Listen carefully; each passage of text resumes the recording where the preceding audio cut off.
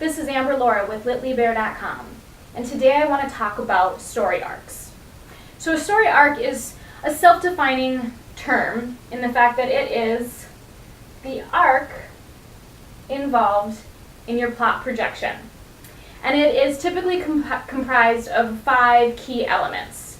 The start is your exposition or your introduction. It's your background. It's laying out the groundwork. So it's introducing your characters A and B, and it's introducing their setting.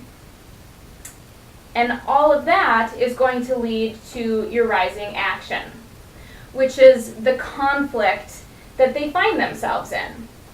And so this is the tension, it's the suspense that's simmering in the background, that's keeping your reader on the edge of their seat because they want to know what's going to happen, where is this all leading to? Which brings us to the peak of the story, which is your climax. I like to think of this as the fireworks moment where everything comes to a head and it all boils over. It's the breaking point in that conflict. And then after that, you have your denouement, or your falling action. And this is the cleanup, cleaning up the mess that all of this led to. And you're tying up your loose ends until you reach your resolution or the end of your story. Okay, so this was a really quick overview of what a story arc is. But I wanted to paint this image because it's important to keep it in the back of your mind in the writing process, because it's how you get from here to here to here in a seamless and a really smooth fashion. And so here's the image, and then you kind of always want to be asking yourself these 3 key questions as you're going along in your writing. First one is progression. How is this chapter, how is this character, how is this piece of dialogue helping to propel the story in this track? So let's say you want to add a character C to your story. So how is character C helping create the conflict? How are they helping really develop that climax? Second question you want to be asking is, where is it going?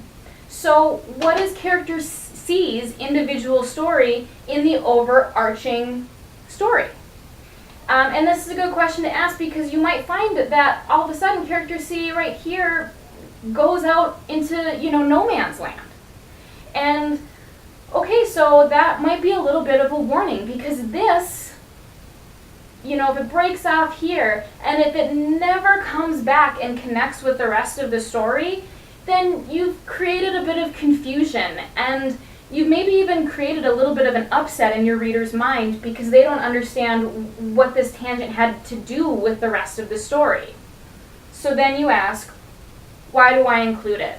So let's say character C does in your story end way over here, but then, right around here, they come back in, they circle all the way back around, right to that climax. Well, okay, so there was a reason why you included C. Maybe it was a bit of sleight of hand. Maybe you wanted to get the reader off track. But if C never comes back around, again, it's a little bit of a caution sign. Now, in our next few episodes, we're going to go really in depth into what each of these 5 elements mean. But I wanted to start this discussion off with this overarching view because you'll notice that these 3 questions will be involved in the exposition. They'll be involved in the rising action and throughout the whole entire story, and you'll kind of see how they all knit together to create a really deep and rich piece of writing. So keep these in the back of your mind as we progress with our story arcs.